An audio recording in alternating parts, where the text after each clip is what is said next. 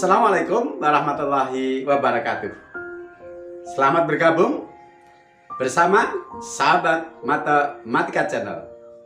Dan sudah tepat Anda bergabung di channel ini, karena bersama sahabat Matematika Channel, belajar matematika menjadi mudah. Dikarenakan sahabat Matematika Channel selalu menyajikan konten pembelajaran matematika yang dibahas secara tuntas dan jelas, sehingga benar-benar berkualitas. Pada episode kali ini, kami kembali hadir untuk melanjutkan pembahasan materi himpunan yang pada episode ketiga ini, subtopik yang akan kita bahas adalah himpunan bagian dari suatu himpunan dan himpunan kuasa. Karena itu, tata hati Anda, luruskan niat bahwa Anda bergabung di channel ini semata untuk belajar, menuntut ilmu dalam rangka mengukir dan membangun masa depan. Selanjutnya, bila Anda ingin mendukung perkembangan dari channel ini dengan cara subscribe, like, komen, share, dan tekan tombol loncengnya, kami sampaikan terima kasih, karena dengan ini sahabat Matematika Channel semakin mudah diakses, sehingga kehadirannya lebih memberikan manfaat untuk banyak orang. Mudah-mudahan ini semua menjadi bagian dari amal soleh kita. Selengkapnya, mari kita ikuti sajian sahabat Matematika Channel untuk materi himpunan bagian ketiga. Bismillahirrahmanirrahim. Melanjutkan pembahasan materi himpunan matematika SMP kelas 7.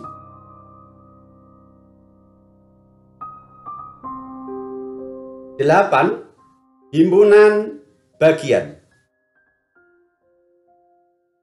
Himpunan A merupakan himpunan bagian dari B bila setiap anggota A menjadi anggota B. Ditulis dengan notasi seperti ini. Dibaca, himpunan A adalah himpunan bagian dari himpunan B. Atau bisa juga penulisannya dibalik seperti ini, dibaca, himpunan B memuat himpunan A. Ini terkait dengan pengertian himpunan bagian dan notasi. Berikutnya, himpunan A bukan merupakan himpunan bagian dari B bila ada anggota A yang tidak menjadi anggota B dan ditulis dengan notasi A, kemudian himpunan bagian B, tanda subset atau tanda himpunan bagiannya dicoret. Ini dibaca, himpunan A bukan himpunan bagian dari himpunan B. Catatan penting, 1. Bahwa setiap himpunan adalah himpunan bagian dari himpunan itu sendiri. Jadi, untuk sembarang himpunan A selalu berlaku A adalah himpunan bagian dari A itu sendiri.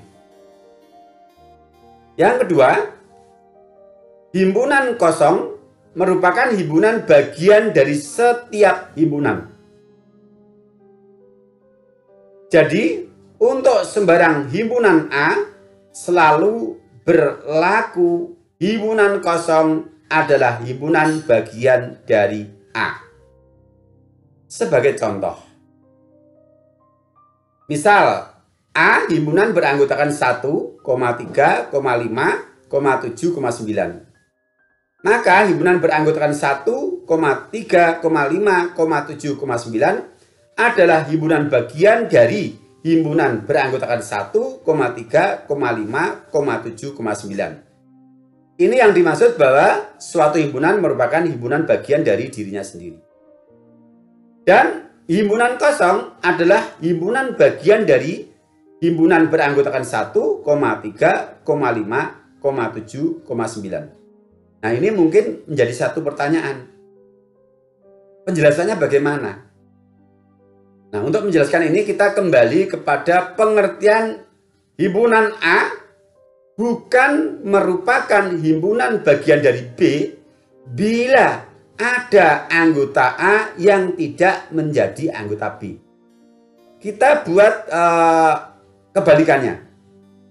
Andaikan himpunan kosong ini bukan himpunan bagian dari himpunan A yang beranggotakan 1, 3, 5, 7, 9, maka berdasarkan definisi atau pengertian himpunan A bukan himpunan bagian dari B, maka kita dituntut untuk menemukan anggota dari himpunan kosong yang bukan anggota dari himpunan A yang beranggotakan 1, 3, 5, 7, 9.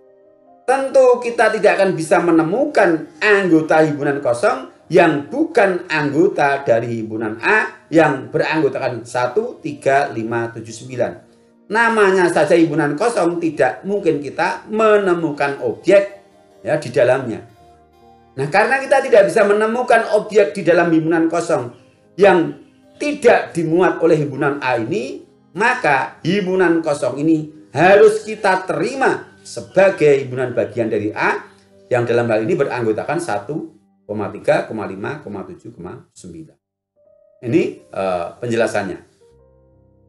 Baik, kita lanjutkan. Contoh. Diketahui himpunan-himpunan berikut. A. Himpunan beranggotakan 1, 2, 3, 4, 5. B. Adalah himpunan bilangan prima kurang dari 7. Dan C. Adalah himpunan bilangan asli ganjil kurang dari 7. Tentukan hubungan B dan C terhadap A dan hubungan antara himpunan B dan C. Oke, kita selidiki dulu untuk hubungan himpunan B dan C terhadap A. Jawab.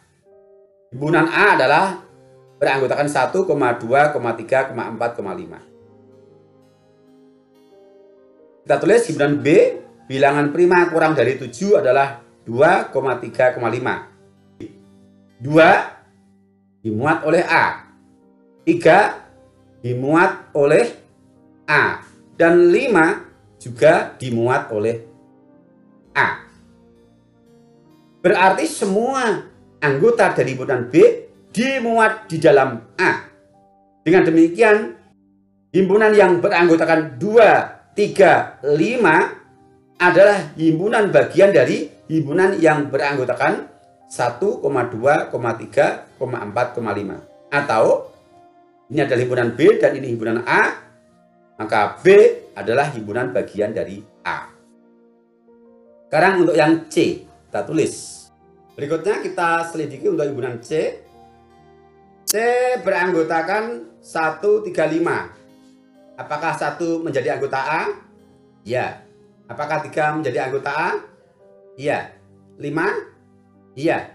Berarti himpunan 1, 3, 5 adalah himpunan bagian dari himpunan 1, 2, 3, 4, 5. Atau himpunan C merupakan himpunan bagian dari A. Berikutnya, hubungan antara himpunan B dan himpunan C bagaimana? Apakah himpunan B merupakan himpunan bagian dari C? Kita lihat, 2 anggota himpunan B di dalam C tidak ada. Sudah kita temukan satu kasus anggota himpunan B tidak dimuat di dalam C. Berarti himpunan B bukan himpunan bagian dari C. Sebaliknya, kita selidiki. 5 anggota C dimuat oleh B. 3 anggota C dimuat oleh B. 1 anggota C tidak ada di dalam B. Berarti C juga bukan himpunan bagian dari B. Ya, karena kita temukan kasus. Yang pertama, bahwa B bukan himpunan bagian dari C karena ada anggota B yang tidak dimuat dalam C, yaitu 2. Kemudian sebaliknya C juga bukan himpunan bagian dari B karena ada anggota C yang tidak dimuat dalam B, yaitu 1. Ketika kita temukan kasus yang dia tidak dimuat oleh himpunan yang dimaksud, berarti dia bukan himpunan bagiannya. Oke, kita lanjutkan. 9. Himpunan kuasa dan banyak himpunan bagian. Misal H himpunan. Himpunan kuasa H adalah himpunan yang memuat semua himpunan bagian dari H. Ditulis P dalam kurung H. Ini dibaca himpunan kuasa dari himpunan H. Lebih jelasnya kita berikan contoh. Contoh yang pertama, saya punya himpunan H yang anggotanya hanya satu objek, yaitu A. Nah, dari himpunan H ini, A, tulislah semua himpunan bagian dari H yang mungkin. B, tulis himpunan kuasa dari H. C, ada berapa banyak himpunan bagian dari H? Jawab. A, himpunan bagian dari H. Yang pertama adalah yang mempunyai satu anggota. Berarti ya himpunan beranggotakan A itu sendiri atau himpunan H itu sendiri. Berikutnya adalah himpunan bagian dari H yang tidak mempunyai anggota, yaitu himpunan kosong. Ingat, dalam catatan penting yang kedua, bahwa himpunan kosong adalah himpunan bagian dari setiap himpunan. Berikutnya, B. Himpunan kuasa H adalah, kita tulis PH, yaitu himpunan yang memuat himpunan bagian yang pertama adalah himpunan beranggotakan A, ini, dan himpunan yang tidak punya anggota, yaitu himpunan kosong. Ini merupakan himpunan kuasanya. PH sama dengan dalam kurung perawal beranggotakan himpunan kosong dan himpunan A.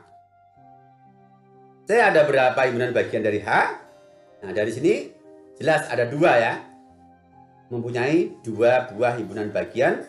Kita tulis NPH sama dengan 2. Jadi banyaknya anggota dari himpunan kuasa. Itu merupakan banyak himpunan bagian dari H.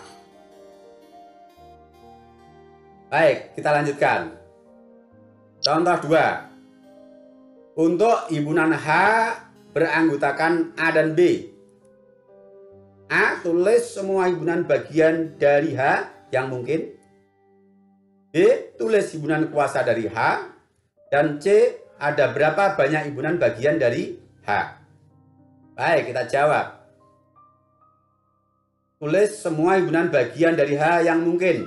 Kita mulai dari yang punya satu anggota. Yang punya satu anggota himpunan bagian dari H adalah himpunan beranggotakan A dan himpunan beranggotakan B.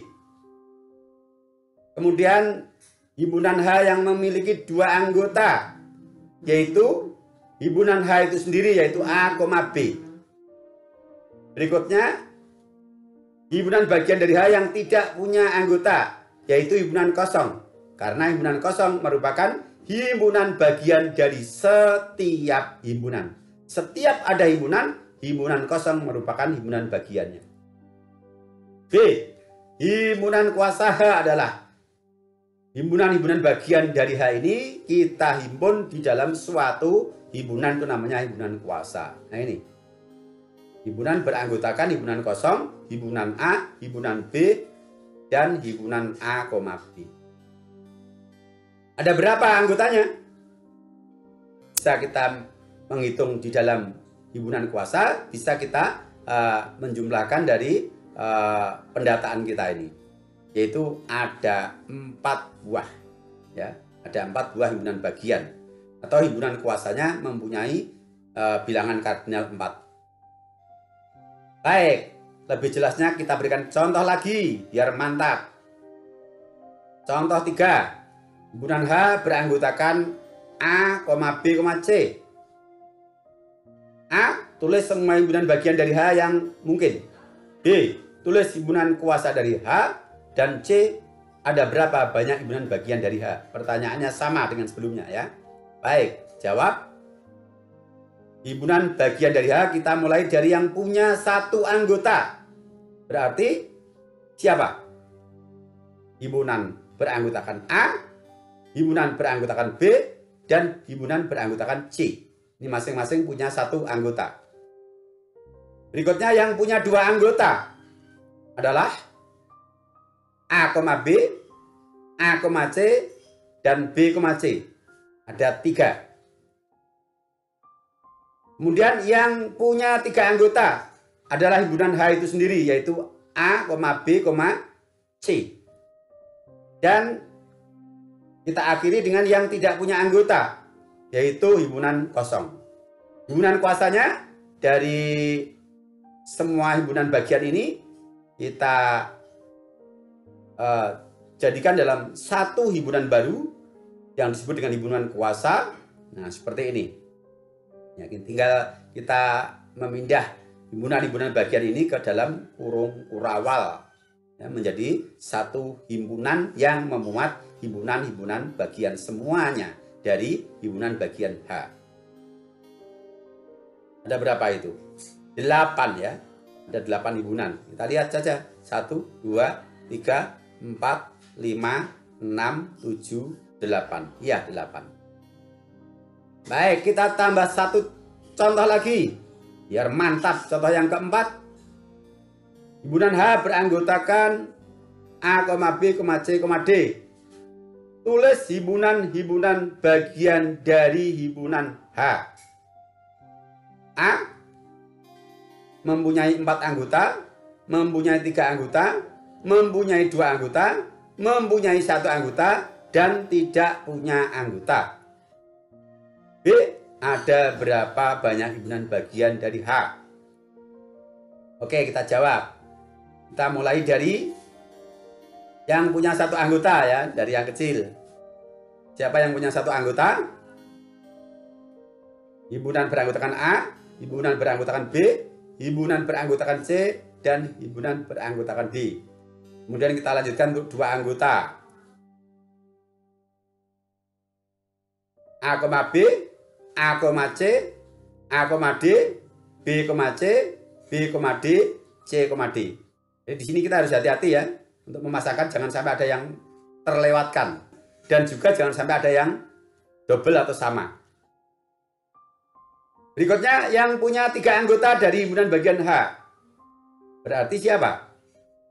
ABC, ABD, ACD, BCD. Ada 4. Berikutnya yang punya 4 anggota. Yang punya 4 anggota tentu himpunan H ini sendiri ya. Oke, dan yang terakhir adalah yang tidak punya anggota. Himpunan kosong. Nah, ada berapa semuanya?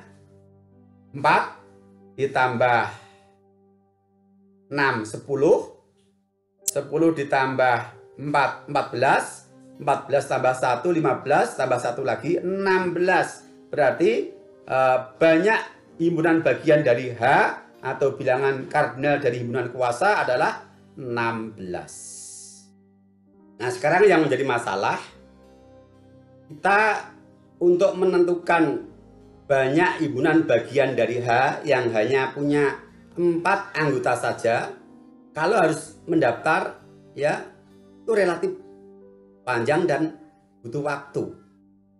Nah, bagaimana kalau lebih dari seperti ini? Kalau pertanyaannya adalah hanya berapa banyak himpunan bagian? Apa harus kita selalu mendaftar? 4 anggota saja sudah 16. Nanti kalau 5 anggota, 6 anggota, 7 anggota, bisa banyak sekali. Nah, maka mari perhatikan berikut. Dari contoh 1 sampai 4 tadi, kita rangkum dalam sebuah tabel untuk kita amati polanya bagaimana. Baik, menentukan rumus banyak himpunan bagian. Nah, ini tadi. Himpunan H yang hanya punya 1 anggota tadi banyak himpunan bagian atau bilangan kardinal dari himpunan kuasanya adalah 2. Himpunan H yang punya 2 anggota, banyak himpunan bagiannya 4. Yang punya 3 anggota, himpunan bagiannya ada 8. 4 anggota, himpunan bagiannya ada 16. Kita amati bilangan 2, 4, 8, dan 16 ini bisa kita nyatakan sebagai bilangan 2 dipangkatkan. 2 adalah 2 pangkat 1. 4 adalah 2 pangkat 2. 8 adalah 2 pangkat 3. Dan 16 adalah 2 pangkat 4. Dan sekarang perhatikan, di sini merupakan bilangan berpangkat, yang mana bilangan pokok atau bilangan yang dipangkatkan adalah tetap, yaitu selalu 2. Sedangkan pangkatnya yang kita beri warna kuning ini sama dengan nilai bilangan kardinal atau banyak anggota himpunannya. Ketika banyak anggota himpunannya 1, maka banyak himpunan bagiannya adalah 2 pangkat 1. Ketika banyak anggota himpunan H2, banyak himpunan bagiannya 2 pangkat 2. Ketika banyak anggota H3, banyak himpunan bagiannya 2 pangkat 3. Dan ketika banyak anggota A4, banyak himpunan bagiannya 2 pangkat 4. Nah, dari sini kita bisa generalisasi menjadi sebuah rumus umum. Kalau misal kita punya himpunan yang beranggotakan 1, 2, 3, 4, ya, bilangan asli berurut, dan berakhir pada N, berarti banyak anggota dari himpunan H adalah N. Kemudian berapa banyak himpunan bagiannya? Ya tinggal kita lihat di sini. 1, 2 pangkat 1. 2, 2 pangkat 2. 3, 2 pangkat 3. 4, 2 pangkat 4. Maka kalau banyak anggotanya N, berarti di sini banyak himpunan bagiannya adalah dapat kita nyatakan sebagai 2 pangkat N. Nah, dari sini dapat kita simpulkan menjadi rumus umum. Misal H himpunan dengan bilangan kardinal atau banyak anggota himpunan H adalah sama dengan N, maka banyak himpunan bagian dari H dirumuskan 2 pangkat N. Contoh, H himpunan bilangan prima kurang dari 15. Maka kalau kita daftar, himpunan H adalah beranggotakan 2, 3, 5, 7, 11, dan 13. Jelas di sini banyak anggota dari himpunan H adalah 6. Nah, sehingga banyak himpunan bagian H, ya tinggal kita tulis 2 dipangkatkan bilangan kardinalnya, yaitu 2 pangkat 6 sama dengan 64. Tidak perlu kita mendaftar satu persatu untuk mendapatkan berapa banyak himpunan bagiannya. Kalau pertanyaannya adalah berapa banyak himpunan bagiannya. Kecuali kalau diminta mendaftar. Dan juga guru tidak akan mungkin membuat soal kalau sebanyak ini disuruh mendaftar semua. Saya rasa semua guru punya pertimbangan lah, bisa menimbang rasa. Gitu ya. Nah, terus bagaimana Pak kalau misalnya diminta untuk menentukan himpunan bagian dari H yang punya anggota sebanyak sekian? Lalu dengan rumus kan tidak bisa ditemukan. Berarti apakah harus mendaftar? Baik, perhatikan berikut. Menentukan banyak himpunan bagian di samping dengan rumus tadi, kita bisa dengan menggunakan segitiga Pascal. Perhatikan, ini namanya segitiga Pascal. Bilangan ini diperoleh ada 1 itu untuk himpunan kosong, itu berarti ya hanya satu bilangan 1 ini. Kalau himpunan itu punya 1 anggota, maka dilanjutkan dengan baris kedua yaitu 1 dan 1. Kalau himpunan itu punya 2 anggota, dilanjutkan baris ketiga 1, 2, 1. Dari mana 2 ini? 2 ini diperoleh dari menjumlahkan 1 ditambah 1. Kalau banyak anggota 3, maka kita lanjutkan baris keempat yaitu 1, 3, 3, 1. Untuk tepi ini selalu 1. Terus 3 dari mana? Dari 1 ditambah 2. 3 yang ini 2 ditambah 1. Kalau banyak anggota 4, kita lanjutkan baris kelima. 1, 4, 6, 4, 1. 4 ini dari 1 ditambah 3, 6 dari 3 ditambah 3, 4 dari 3 ditambah 1. Dan seterusnya. Jadi di sini kita membuat segitiga Pascal sesuai kebutuhan. Kalau banyak anggota himpunan itu 2, berarti hanya sampai baris ketiga. Kalau banyak anggota himpunan itu 3, hanya sampai baris keempat. Kalau banyak anggota adalah 4, ya sampai baris kelima, dan seterusnya. Nah, yang kita buat ini adalah segitiga Pascal untuk himpunan yang punya anggota sebanyak 6 buah. Berarti segitiga Pascalnya adalah berhenti pada baris ke-7. Berikutnya adalah kita beri nomor urut dari 0. Mulai dari tepi kiri ke ujung kanan. Ini kita beri nomor urut dari 0, 1, 2, 3, 4, 5, 6. Seperti ini. Nah, 0 ini menunjukkan apa? 0 ini artinya himpunan bagian yang tidak punya anggota adalah 1 buah. 1 ini adalah menunjukkan himpunan bagian yang memiliki 1 anggota ada 6 buah. 2 menunjukkan himpunan bagian yang punya 2 anggota 15 buah. 3 banyak himpunan bagian yang punya 3 anggota ada 20 buah. Dan seterusnya. Nah, supaya lebih jelas, himpunan yang beranggotakan A, B, C, D, E, F ini kita jadikan sebagai contoh. Jelas banyak anggotanya adalah 6. Kemudian ini kita beri nomor 0, 1, 2, 3, 4, 5, 6 tadi. Dari sini kita bisa menentukan A. Banyak himpunan bagian H yang mungkin. Berarti semua himpunan bagian H. Ini tadi bahwa bilangan 1, 6, 15, 20, 15, 6, dan 1 ini menyatakan banyak himpunan bagian dari setiap ini. Punya berapa anggota ini. Berarti kalau seluruhnya ya kita jumlahkan. Ya, 1 tambah 6 tambah 15 tambah 20 tambah 15 tambah 6 tambah 1. Itu 64. Kalau kamu pakai rumus 2 pangkat 6 juga 64 tadi. Kemudian banyak himpunan bagian H yang punya 2 anggota. Kita lihat di sini yang bernomor 2. 0, 1, 2. Lurus dengan bilangan 15. Berarti punya 15 buah. Himpunan bagian yang punya 2 anggota. Berikutnya. Banyak himpunan bagian dari H yang punya 3 anggota. Kita lihat yang bernomor 3 adalah 20. 20 buah. Lagi. Yang punya 5 anggota, kita lihat bernomor 5, 6. Oh, berarti ada 6 buah himpunan bagian H yang punya 5 anggota. Nah, keuntungan dari segitiga Pascal ini, di samping kita bisa menentukan banyak himpunan bagian seluruhnya, yaitu dengan cara menjumlahkan bilangan-bilangan Pascal pada baris terbawah, kita juga bisa menentukan banyak himpunan bagian yang mempunyai banyak anggota tertentu. Misalnya 2 anggota, 3 anggota, 5 anggota bisa kita dapatkan melalui segitiga Pascal. Tapi kalau rumus itu hanya bisa menentukan banyak himpunan bagian keseluruhan. Gitu ya.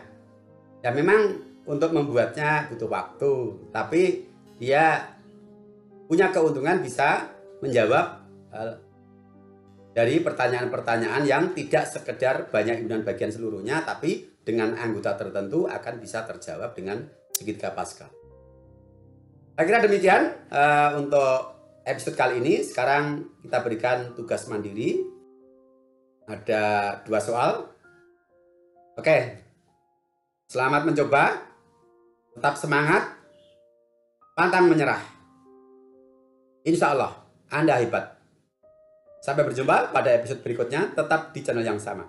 Sahabat Matematika Channel. Assalamualaikum warahmatullahi wabarakatuh.